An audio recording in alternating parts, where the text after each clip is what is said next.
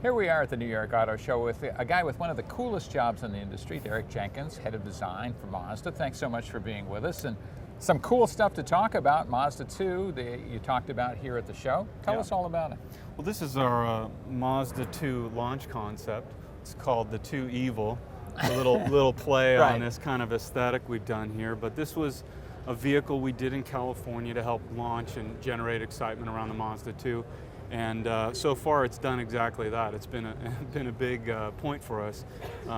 Basically we wanted to take the Mazda 2, which already has a really nice basic proportion, sporty, wheels at the corners, got a nice tight little coupe style cabin, and do a kind of track version of the car, you know, and really kind of push the Mazda 2 to another level and show what people could do with the car.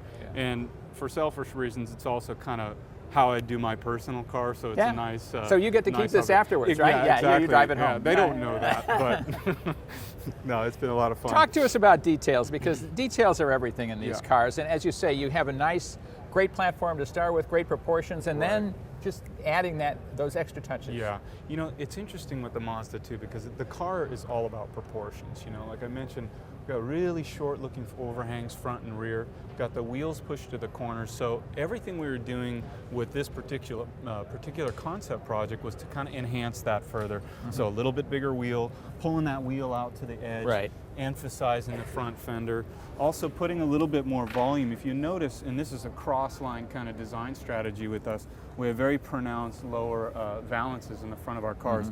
So what we did is take that to a next level, makes the car look wider, more planted, and also enhances aerodynamics. This area is really sensitive for drag coefficient as well as downforce. Because badly done, inexpensive cars, and this is an inexpensive car, can look like they're balancing on their wheels. Totally. You know, they look like they're perched or something, and they just don't look connected. So. And I think that's what's going to really help set the Mazda 2 apart in the marketplace, because so many of the B cars in the segment have that kind of cheap econo box feel, and with this car, to me, it's the complete opposite. It's got more of that hot hatch feel, looks sporty, looks tough, and I think that's an appealing trait. That's why I say your job is one of the best in the industry, because you're not just with a car company, but you're with Mazda, you know, the Zoom Zoom car company, and I feel that within you, and I think you do too. Yeah, it's a nice thing because I don't have to explain to marketing that, hey guys, I need to design a sporty car. It's quite the opposite. They're saying, we want it more sporty, you know, which is a pleasure as a designer to have that opportunity to work on a brand that knows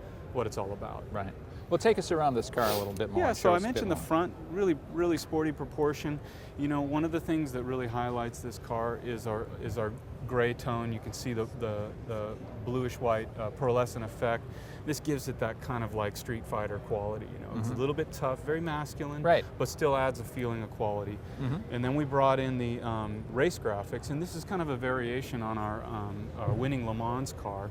You know, where we had the crisscross kind of plaid graphic. We took that to another level with some satin treatments and various tones of silver and gray, and then of course the green accents. Starting with the wheels, we went through the mirrors, and even the little accents around the front of the car that kind of give it that sporty race feel. And done wrong, this could look really weird. Really tacky, real fast, you know. So we spend a lot of time when we do these kind of things. We do a lot of compositions in the computer, trying different versions, also different colors, and getting that tone just right. Really, we call it kind of ghost graphics.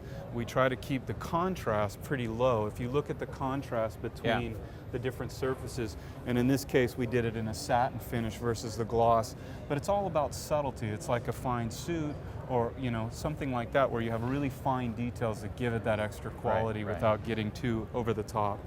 And then of course, coming around the rear, had to do enhanced rear spoiler, carbon fiber center, and then rear diffuser. This kind of adds a lot, like the front, puts the emphasis on the ground, really pushes the width out, and gives that car that kind of trapezoidal stance that is so characteristic of a Mazda product. So might we see a special package like this, or is this strictly kind of a show thing? Yeah, I mean, at this stage, this is just a concept. You know, I'm obligated to say that, but you know, really, these are the kind of things that, you know, concepts help to inspire in the future. At the moment, there's no official plans for anything like this, but you know, I think you know where my opinion stands. Right, right. Anything done on the interior, or is it stock? Interior's totally stock at this point. You know, we're hoping to be able to think about another concept in the future where we can get a little bit farther into that interior work. Right, right. Anything done under the hood, or we did do an air intake as well as a exhaust system. Gives a little bit stronger note, and then of course we have the H&R strut package around the car, and that allowed us to lower it down on the 17s, give it that sporty stance. Terrific. Well, thanks so much for the walk around. We do appreciate it. Appreciate it. Thank you. Thank you. Thanks so much for being with us. Take care. And stay with us for more at kvb.com.